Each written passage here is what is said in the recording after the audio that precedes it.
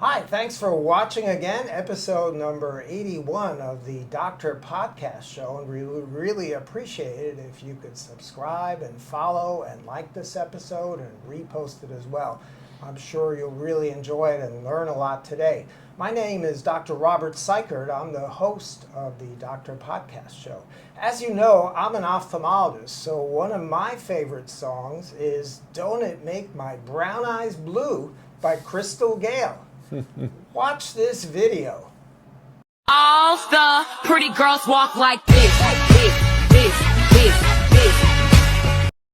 Now our guest today who makes brown eyes blue is another ophthalmologist, Dr. Alexander Movshovich. Dr. Movshovich is a board-certified ophthalmologist here in New York City. He practices in New York City, and he's a clinical assistant professor of ophthalmology at the Weill Cornell School of Medicine.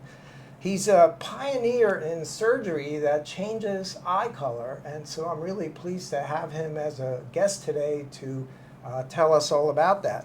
Alex, thanks for taking the time to join us today. I really appreciate it. Robert, thank you very much for asking me to come. All right, it's a pleasure. So tell us how you got interested in ophthalmology, and you have a very interesting background. Can you tell us about that? Yeah, well, ophthalmology, actually, my interest in ophthalmology was reverse from interest in orthopedics. My father was a very known orthopedic surgeon in Russia, has multiple books, like more than 300 articles. Really? And I supposed to be an orthopedic surgeon, of course. Right. But once he took me on in his operating room, and I found myself on the floor when he was cutting the limb. So I decided, no, I guess it's not for me. A little bit too much blood. Too much blood. Right. And at that point, I was very much interested in karate. So it's just that was kind of closed system. And I had the chance to be taught by a very known sensei.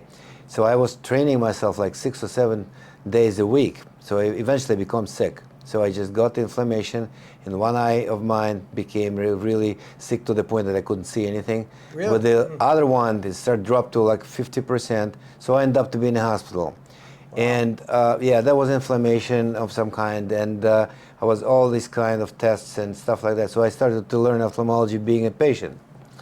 And after that, I started to work as a like technician there in the institution. I knew a lot of people, and my teachers were the best teachers in the world, both in Russia and here in America as well. I was very fortunate to have very known ophthalmologists who was teaching me.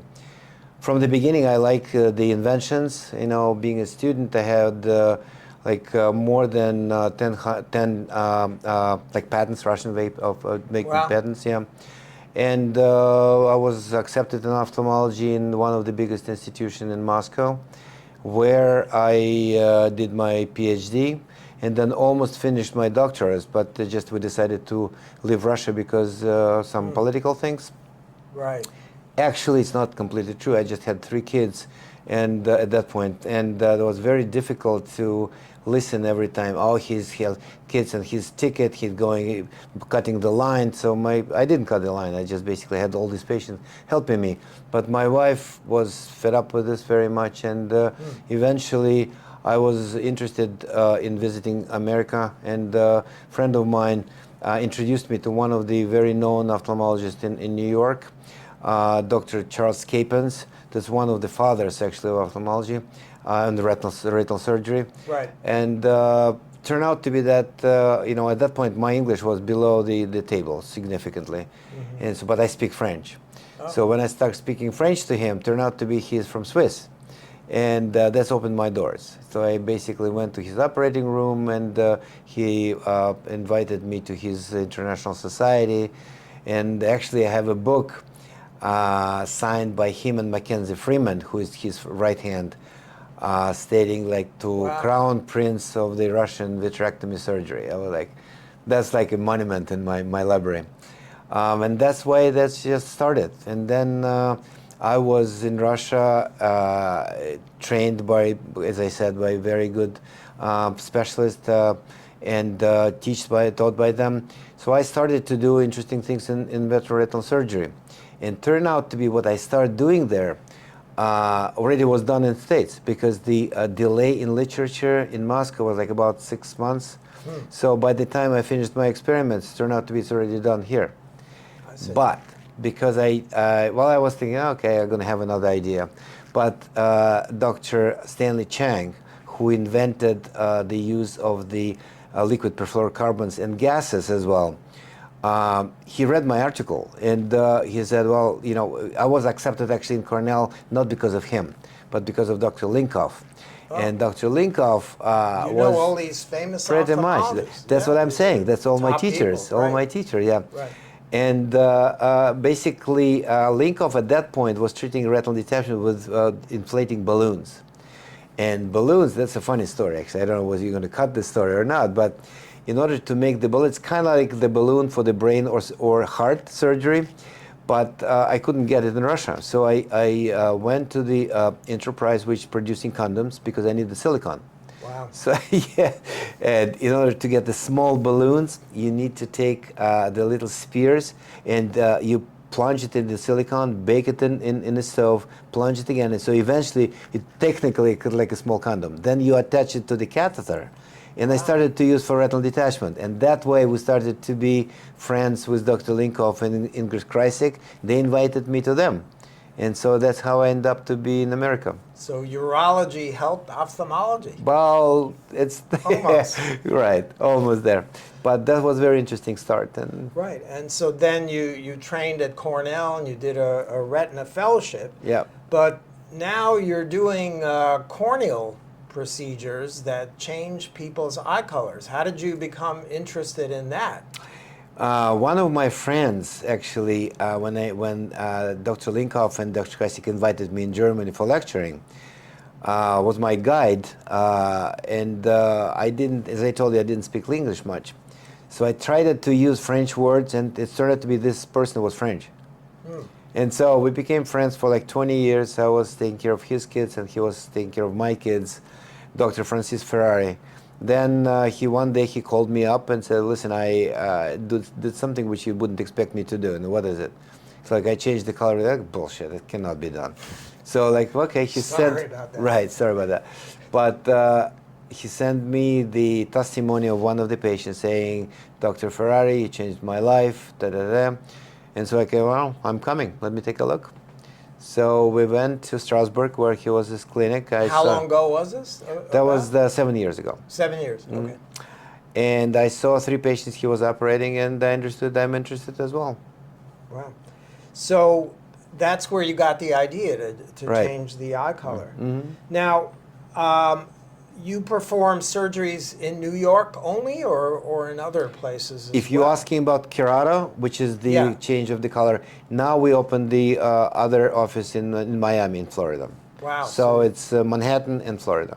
You're a busy guy. You're on a plane a lot. Yeah, yeah. And the name of the procedure is? Kerato. Kerato, K-E-R-A-T-O. which comes from Greek cornea. from Kera, Greek yeah, cornea, yeah. right? It's very interesting. Now, is this a procedure which we'll show in a little while? Is this an office procedure or a hospital procedure? No, it is an office procedure. It's an office It's procedure. similar to the LASIK or SMILE, which basically it's an office procedure. It's a laser center. Right. So tell us, you're using a laser then to Yeah. create a pocket in the cornea. Is that correct? Yeah. Tell us how you use a laser to do that. So femtosecond laser creates the tunnel in the cornea using the program. It's called ICR, which is intracorneal rings, which initially was used for refractive surgery. It's not as much popular right now for refractive surgery, but for treating keratoconus as a support for the cornea.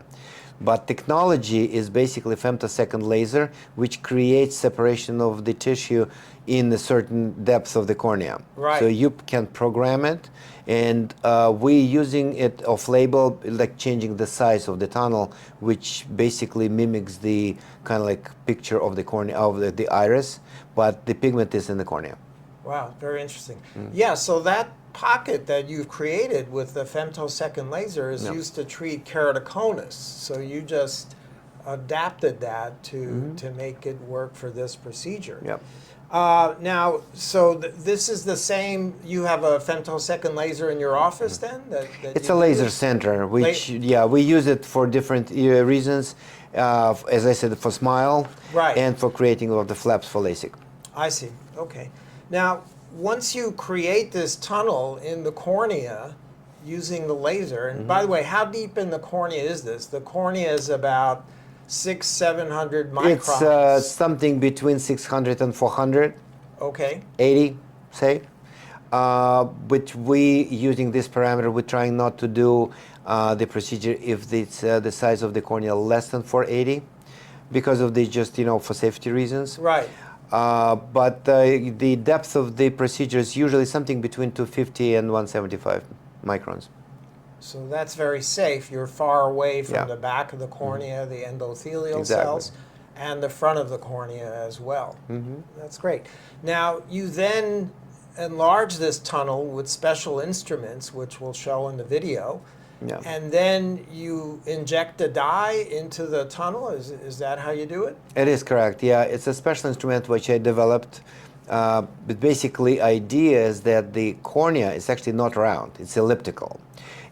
You compare it to the watermelon to melon, or like American football to European football. Right. And so the laser only creates European football, like it's a circular round, but the cornea is not.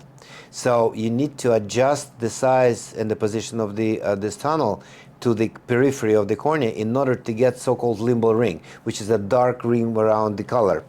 Because people don't even understand that the cornea is elliptical. For them, it's a round thing. So what they see, the even or uneven the limbal ring.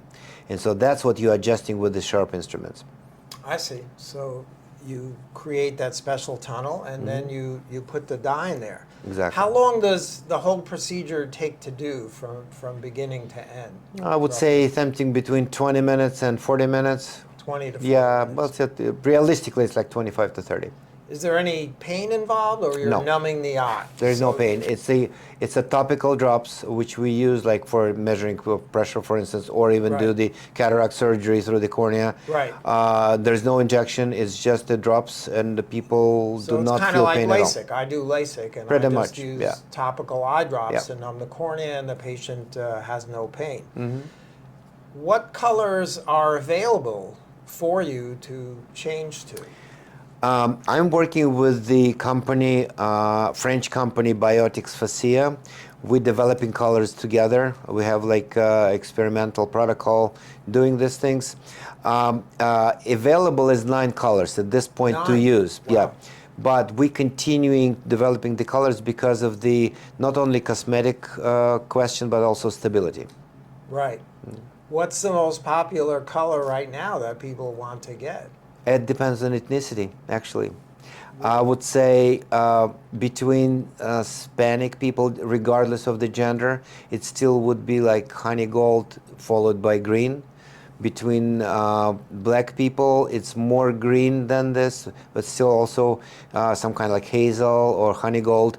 White people usually prefer green and blue. I guess that's a question of contrast between the skin tone and the eye color. Right. So you show them the colors, and then they pick what they want, right? We actually do the simulation, which you do the photograph of the patient, and on the Photoshop applied paste the color which you used already for the other people. You take it by pipette for the patient already used and place it there. Wow, that's a great idea. You can show them in advance what Yeah. their eye will look like, Right. and then they know that they picked it. What age groups is this good for? Majority of people, I would say something between 25 and 50. But we can do after 21 as LASIK or SMILE, and my oldest patient was like 67. 67. So it's mostly between in the 20s to 50s Yeah. or so is Yeah. the most common age group.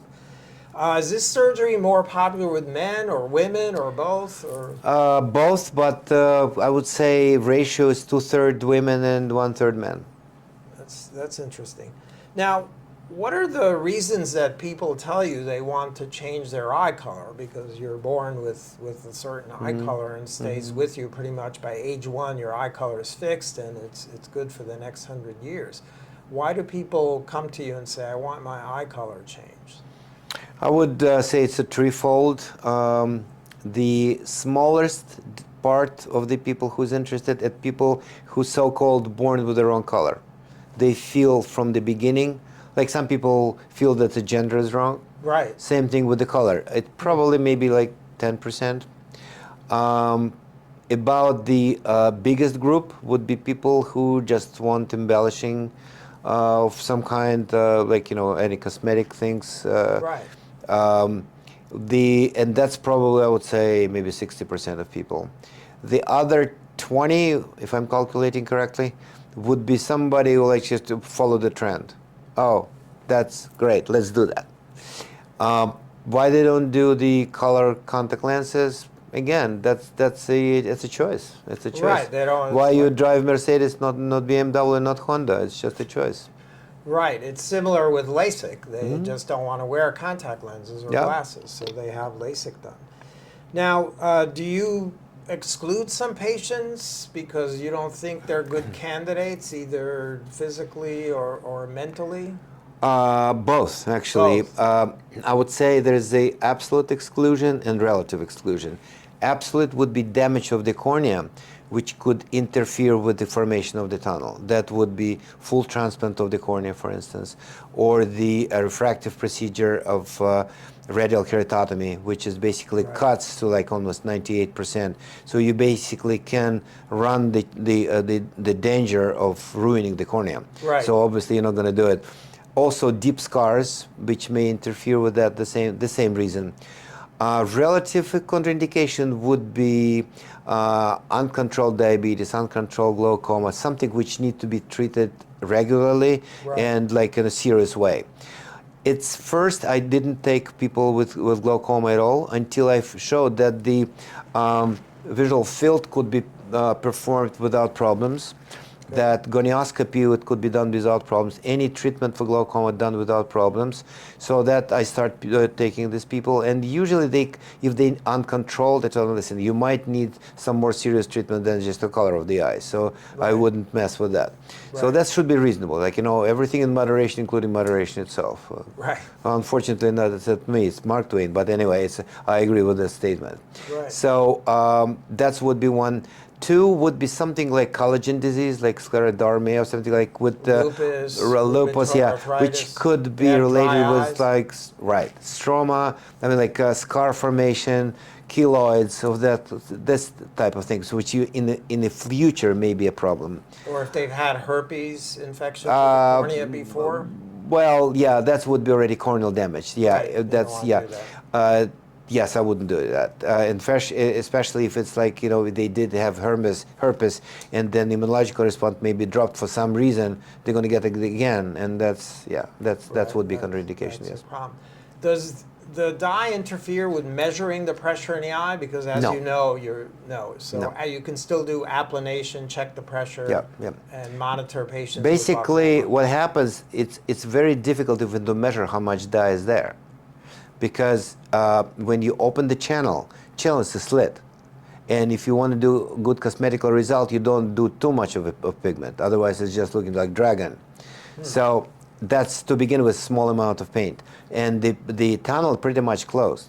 So in terms of the change of the vision, there's no change of the best corrected vision. But refraction can be changed toward the plus for about like 3 weeks, about like 1.5 diopter. So that's advantageous for the myopic patients because 50 of them will get no LASIK but just kerato and zero. A couple of people came over for me back for LASIK and it was zero.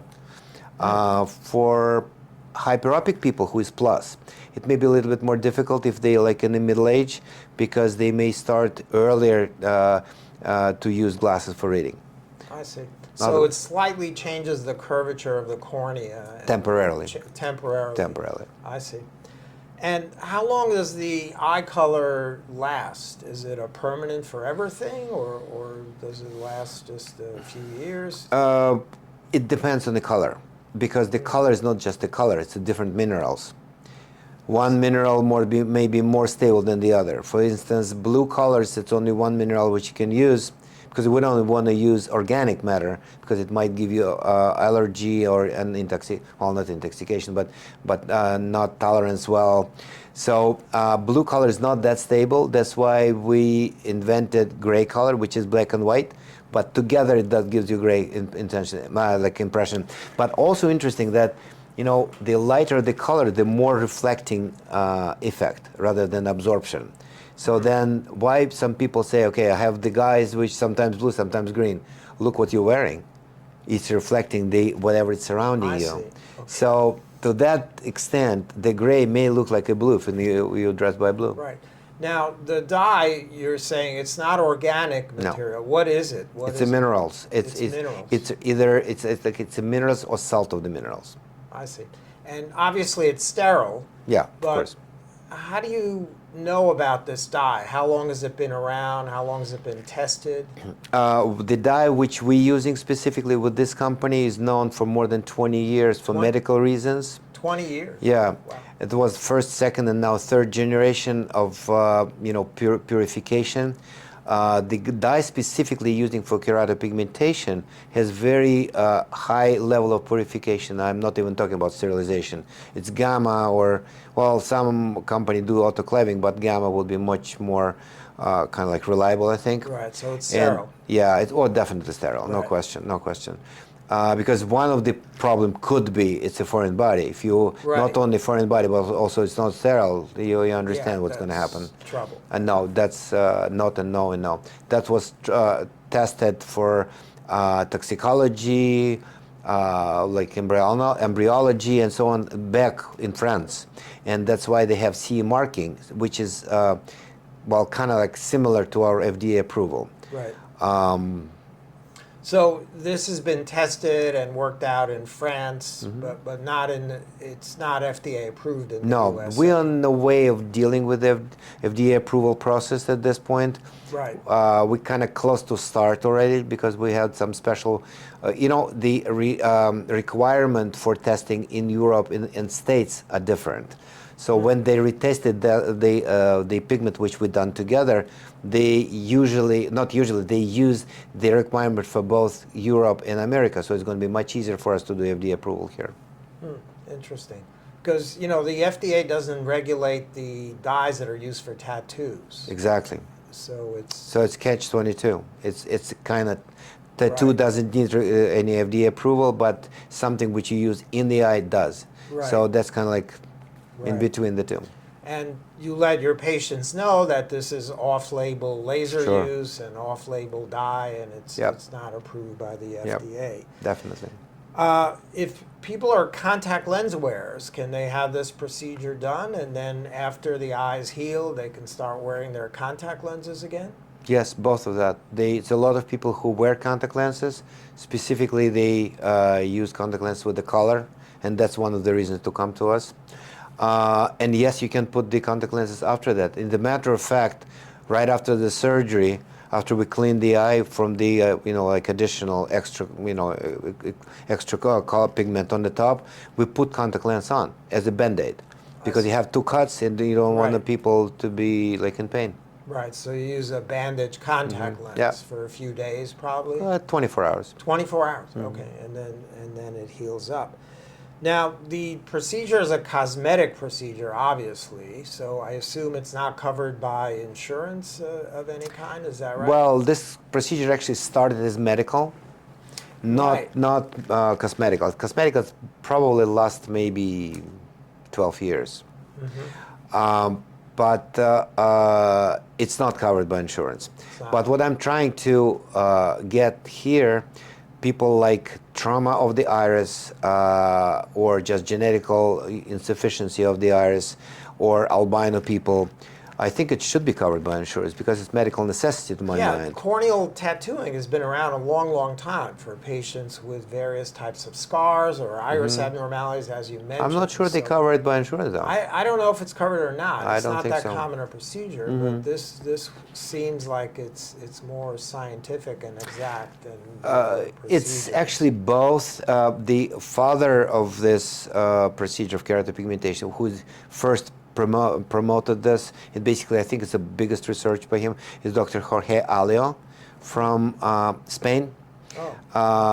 Well, he had a bunch of the peer-reviewed literature with his name. He's a very known professor, and we actually did organize at this point International Club of Keratopigmentation, two of us, and also Dr. Ferrari, which I mentioned before, and another doctor from France as well. But at this point, we kind of like two of us only active. And we think we're going to be succeeding after the first Congress, which we already had in Alicante this May, the organizing the Society of Keratopigmentation. People start to apply already, so that's going to be viral in the world, it looks like. Right. How many surgeons in the USA do this procedure, do you know? Who I know about, probably 4. 4. Wow. So. Well, I know 2 people who did keratopigmentation for medical reasons. It's a Keith Walter.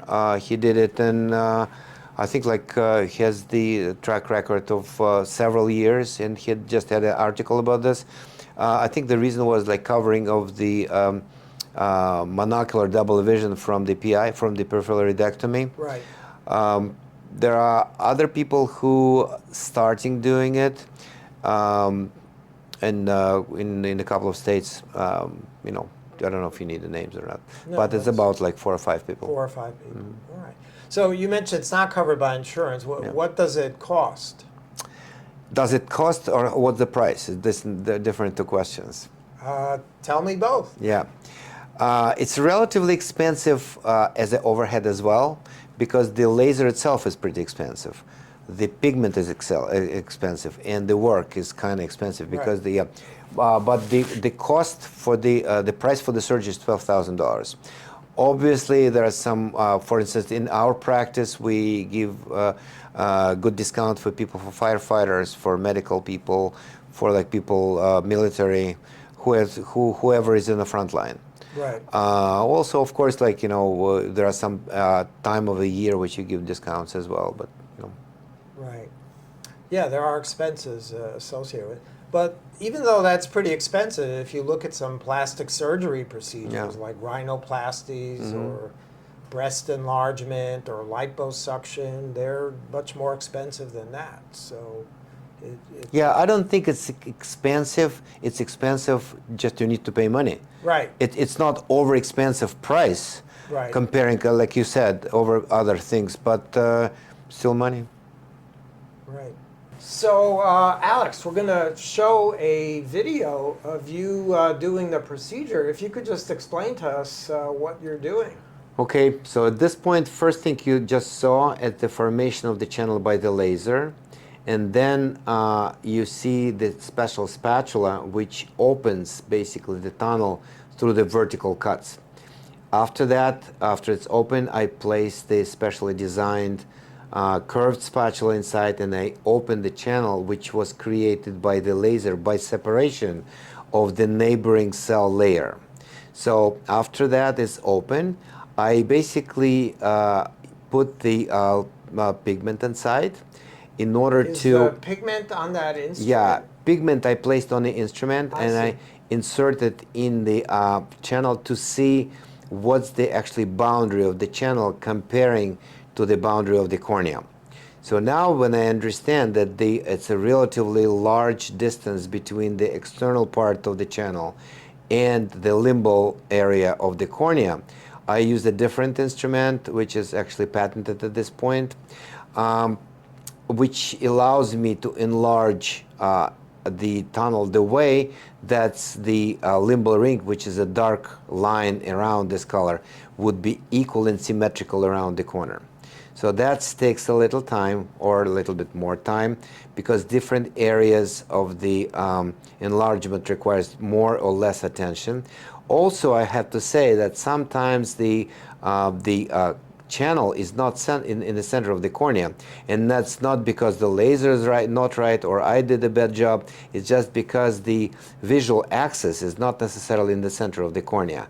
On top of that, the pupil is very often displaced nasally and superiorly, or in the other place, but most commonly it's superiorly and nasally, and that's basically creates a symmetrical positioning, seamless asymmetrical position to the cornea. So I need to adjust the different size of this channel to the, see, it's basically becoming more and more symmetrical. And then I use another spatula to make it a little bit more, just, adjust it, and that's the end of the story for one eye. Wow. And the procedure showed turning a brown eye into sort of a grayish blue? Is that what that color was? This color was gray. Gray. And it's, as we just discussed before, gray is kind of variant of blue. Because, well, gray, is, of course, it's not blue, but it's kind of bluish. Right.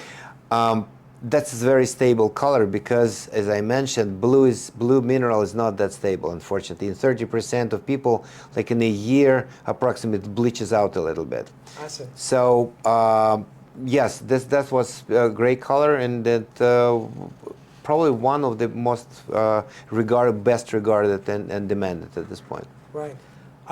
Do people sometimes pick unusual colors like orange or, things like that? Ask for that sometimes. They do. Yeah, well, you might just know the case of one of the patients of ours who asked. That was the first patient to ask to do one eye only. And why you want to do one eye? And he's actually Marine, and his dog was his service dog, and this dog helped him in recovery after military traumas and stuff like that. So he decided, and it's a husky dog. Husky dog had blue eye on one side and brown on the other, and that's what he done. I see. Yeah, so he copied his dog. Yeah, I'm gonna send you this picture actually. I would love to see that. I'll show it on the episode. That's very interesting. So we talked about the procedure, and you showed how you did it. As you know, all surgical procedures, even with laser, have some risks. What are the risks of this procedure?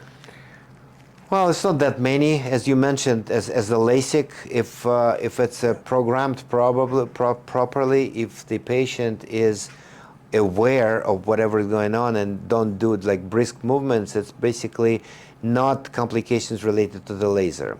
If it happens, it's only one problem could be if it's disconnected during the procedure. It means that the channel not going to be in the right place. Right. I had one case like that, so I stopped surgery. I didn't put the pigment because pigment would be uneven. Right. But after 2 months, when it's healed, I did another channel, little less deep, and it was successful. Right.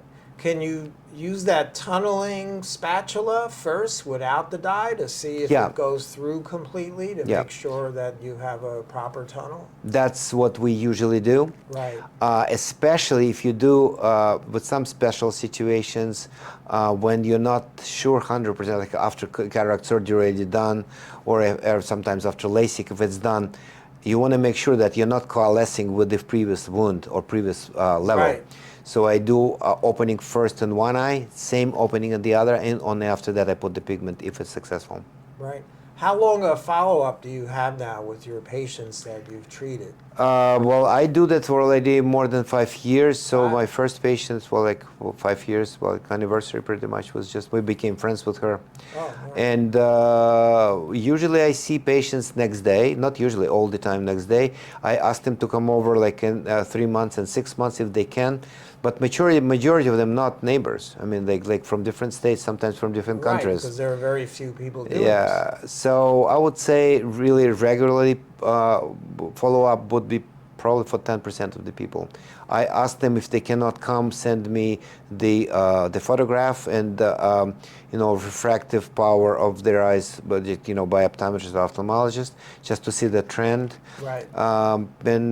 Basically, I do have probably about 10% of people who regularly coming to me, like months, 3 months, 6 months, 12 months, and then you can kind of extrapolate the success rate. Also, the nature of the human nature, people may not call you if they're good, but they always Right. call you when they're bad. Yeah. So I can kind of like extrapolate how much satisfaction level, and I would say it's probably more than 95%.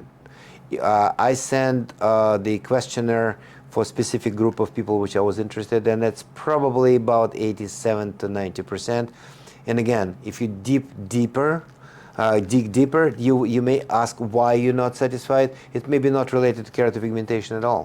It may be dry eye, or maybe just wife or husband doesn't like it. It's not necessarily keratopigmentation per se. Right.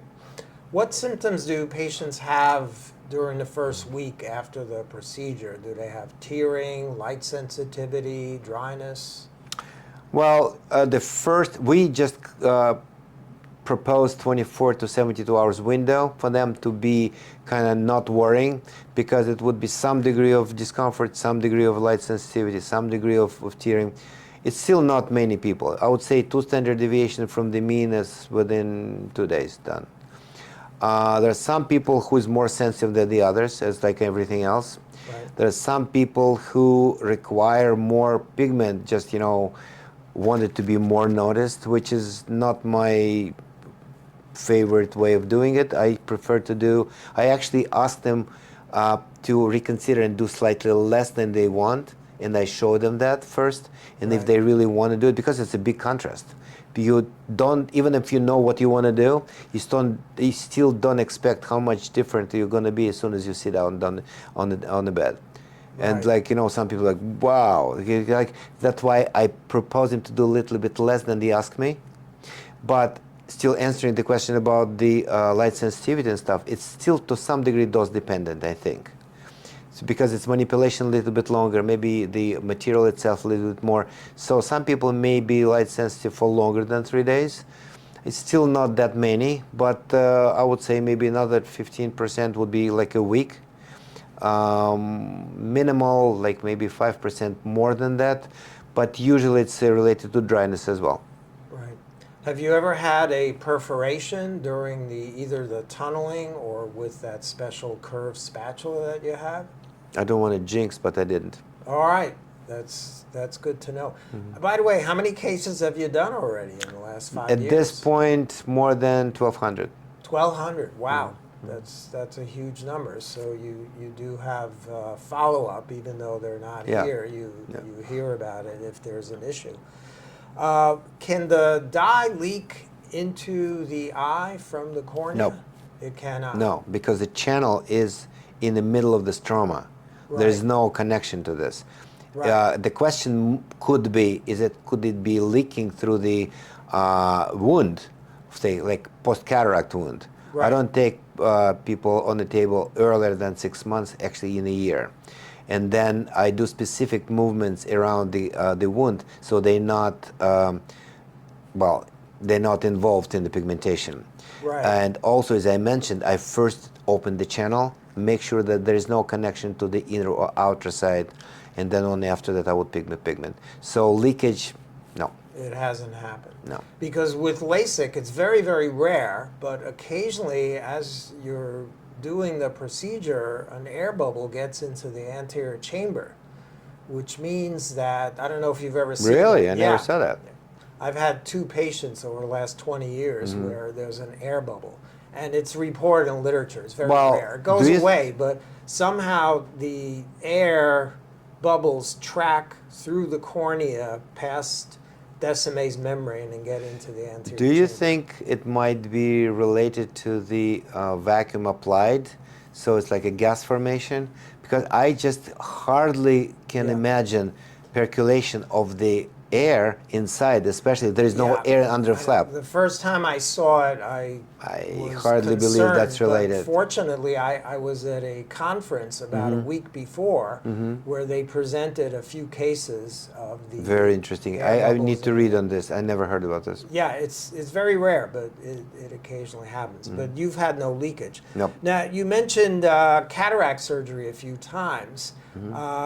You know, when you do cataract surgery, you need good visualization of the cataract through the cornea. Will this interfere with visualization? So if you're doing, let's say, a 30-year-old or 40-year-old, 10, 20 years later, they may develop cataracts and need surgery. Will this block your view?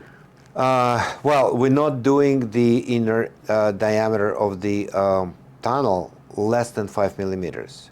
Technically, I prefer 5.5, and I think it's like looks even more beautiful. The only exclusion from 5.5 to 5 would be if the scotopic pupil will be very, very small, and they will have like double pupil. But again, I warn them that 5 millimeter pupil is enough for any retinal surgery, any cataract surgery, especially because you can rotate the eye, so you have a parallax. Right. Dr. Alio presented on the Congress 2 cases of the cataract surgery after. So you leave a clear zone of at least 5 to 5.5 millimeters in the central cornea so that you can still do cataract surgery and other procedures. What about, has any of these patients ever needed a corneal transplant? Because then you need to cut into the cornea, and could the dye or the mineral leak out during a corneal transplant? Have there been any cases of that? The only thing which I can tell you, I never heard about this. That was not reported in the literature. I know one patient who did have keratopigmentation in the past. Unfortunately, didn't follow the protocol, and eventually, after a while, had a corneal ulcer, not related to keratopigmentation. But eventually, he might need corneal transplant. The answer to this will be after that. I don't know. But the problem is because I do retouching and I reopen the channel, the free pigment is minimal. It's so small amount that probably even if the people will just, if somebody will do the full corneal transplant, they probably can just wash out the anterior chamber. So the amount of free pigment is so minimal, I doubt it's going to be like So the pigment enough. kind of gets absorbed by the corneal stroma. It doesn't slosh around in the cornea, No, so to it's speak? basically attached to the collagen. And I when see. you reopen the channel, minimal amount of is free. In order to remove it, you really need to scratch it. Right. Have there been any studies on the corneal endothelium to see if this dye or mineral possibly has toxic effects on corneal endothelial cells and corneal endothelial count? There is the one presentation which I know, which was like, to me, it's anecdotal, frankly, for one reason. The way they reported it is not scientific enough to me. I'm telling you why. One of the presentation out of 3 people, he showed the increase of endothelial cell, which doesn't, right. That doesn't make sense. Doesn't make sense. Right. And that's why I told him, you need to present the way of doing it, the program which you're using, how do you calculate automatically or manually, is that exactly the same area or not, because it really doesn't make sense. Right. But there is a trend to say that there is some loss of the endothelium cells. But as you know, with age, there is a loss of endothelial cells as well. Right. With the contact lens wear, there's a loss of endothelial cells as well, reported. With LASIK as well. So question is, what the ratio between the loss related to keratopigmentation, if it indeed exists, comparing to any other procedure, or to the age-related loss? That's not known yet. The last article which I reviewed, I posed many questions about that because people you cannot rely on one measurement before surgery and like in 6 months once, because you don't see I don't see the tendency in measurements. If you did 1 month, 3 months, 6 months, 12 months, And even if it's going to be steady down, and you would see the same curve, I would believe it. But if it's going to be lumpy, bumpy, I wouldn't believe it at all. Right. Especially if you don't separate two eyes. It's the same procedure in two eyes, and you're saying it's like a soup. You put everything together, it's not separated. Show me there's the same tendency in one eye as in the other if it's the same procedure. It was not shown, so I cannot do this conclusion. Right. So we don't know for sure at this point, but it looks it's probably safe for the endothelium. I don't believe why it wouldn't be safe. Just if you think about it, you basically the transport of the fluid is from the eye out just because of the gradient of the pressure, right? You leave the central area clear. So if anything, it would be from inside outside, not from outside inside. I don't see why it would be. Just you can claim that mechanical suction to the cornea, deformation during the procedure. Right. Maybe. I don't know. But again, how many times you do this? Right. It's also deformation, But right? as far as we know, the mineral or the dye doesn't have toxic effects. So that far, we leaks don't through have the this. stroma Yeah, and affect no. the endothelium. All right. Well, that's good to know. We talked about the popularity of this procedure increasing. Have you seen that? You said you started 5 years ago. Is the number of cases you're doing increasing with time, or? Definitely, but the first year, I think the main reason not to have that many people, which is because people doesn't know that exists. Right. The main question was, is that really possible? So the trend was 15 cases first year, then 100 cases next one, then 300 next, and now it's 450. Right. So So it says, growing. it's going up. Now, as you know, there was a procedure a few years back of doing iris transplants where you implant this fake iris to change the eye color. That's sort of been a disaster because it caused glaucoma and cornea problem also. It's pretty much been abandoned. This procedure, you feel, is much safer and will be around for a much longer period of time? I would say it's incomparably safer. I think it's safe. I don't see unsafeness in this procedure. And actually, there's several peer review articles showing the safety of that. There are. All right. Do you think this is going to evolve further? You mentioned they're still working on the dyes and the minerals. I definitely will continue working on the dyes. We definitely will continue with our colleague in Europe on the laser because maybe we'll have a possibility to adjust the size of the tunnel to the shape of the cornea. Yes, many things could be done, I'm sure. It's basically on both laser side and pigment side, and instrumentation side as well, and reversibility again. Because I just made one proposal, and it's patented it as well, for allowing about 50 to 70% of removal of the pigment depending on the time and intensity initially. So it's basically allows you to decrease intensity, partially reverse the color, substitute with the other. So I would say it's partially reversible. It's not like it's advertised as irreversible, permanent procedure. Right. But I would say it's partially reversible at this point. You mentioned earlier that sometimes a spouse or partner may not like it. Do you have patients who don't tell their spouses or partners about it? Yes, I do. And what happens then?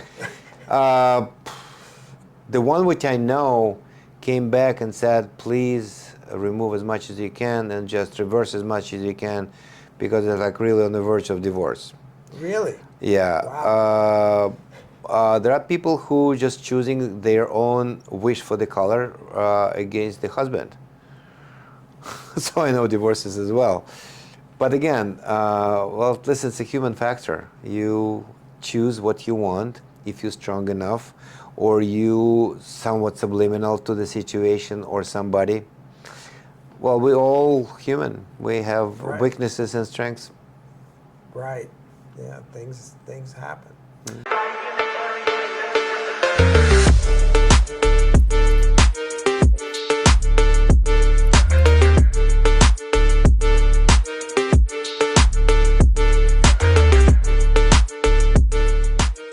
So if patients are interested in having this procedure done by you, how do they contact you? Is there a website? Yeah, we do have a website, which is kerato.com. KERATO. KERATO.com. Right. Obviously, we have phones to call. Right. And I guess I'll just give you the card with the phones, which they can contact Right. us. People usually go to the website, fill out the form, and they get extensive frequently asked questions area. I give multiple lectures explaining the procedures and outcomes and problems potentially, and Right. so they go usually through this very thoroughly. But again, I would say I would divide it, the group of people who coming to two big groups. One is the smallest, unfortunately, really very knowledgeable people. They follow for 2-3 years. They know exactly what they want, the intensity, the color, the possible complications. They know what they want. Right. There are some people who don't know anything. They just say, "Can you tell me something about it?" They say, "I Right. can, but you're about to do it, right?" Yeah, well, yeah, but so it's a different people again. Different yeah, types of people, different, right. but I spend enough time to make sure that they do understand, Right. and to the point that if I feel that they do not understand, I say, "You're not ready, come later." Right. I cannot take Yeah, you. it's critical that they know Yeah. what they're Yeah. doing, because it's pretty permanent procedure. Mm-hmm. Now, are most of your patients at this point kind of word of mouth? You do a patient, they tell their friends, family, whatever, or is it through advertising, social media, website? I think the group from mouth to mouth is smallest group, which is growing actually. The more people you operate, the more this group become. Right. But yes, most of that the media, like internet, advertisement, Facebook, Instagram, TikTok, medium. Really? So Facebook, Instagram, TikTok. Wow, Yeah. that's interesting. People are finding medical things there. Very, well, this has been very fascinating. I learned a lot. This is something very new, and I think a lot of people are going to be very interested in it. And I really appreciate that you took your Robert, time thank you very today much. to come today and speak to us about it. Thanks very much, Alex. Nice. Thank you very much. Yeah. It was very nice conversation, and your questions was like directly to the point. It's like when you see the tree and say, okay, oh, I see the leaves. They're green, they're yellow. People don't think about branches. They don't even talk about the trunk. Your questions that to the trunk, or at least you know what you're asking, and that helps me out to explain through you to other people what they might need to know. Right. Well, thank you very much for that. Appreciate it.